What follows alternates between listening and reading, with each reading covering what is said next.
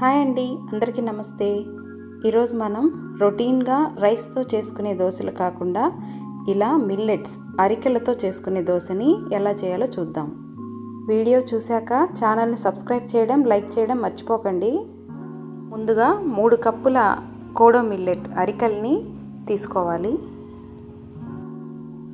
1 cup మినపప్పు, 1 spoon మెంతులు వేసి నీళ్లు పోసుకొని 1కి 2-3 సార్లు బాగా కడుక్కోవాలి.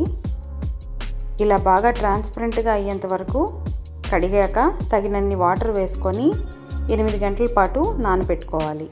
వారానికి 2-3 సార్లైనా ఇలా మనం మిల్లెట్స్తో బ్రేక్ఫాస్ట్ చేసుకోవడానికి ప్రయత్నిస్తే చాలా మంచిది. చూసారా, ఆఫ్టర్ 8 అవర్స్ ఇలా చక్కగా నానిపోయాయి. ఇప్పుడు వీటిని మనము మిక్సర్ గ్రైండర్లో వేసుకొని దోశ పిండికి రెడీ చేసుకుందాం.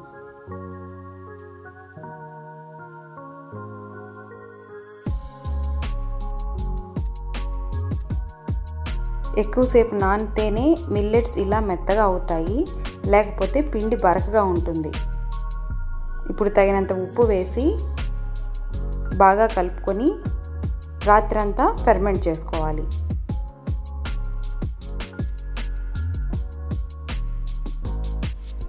తెల్లారేసరికి ఇలా చక్కగా ఫెర్మెంట్ అయిపోయింది. ఇది రైనీ సీజన్ కాబట్టి తక్కువే ఫెర్మెంట్ అయింది. అదే ఎండాకాలం అయితే ఇంకా బాగా ఫెర్మెంట్ అవుతుంది.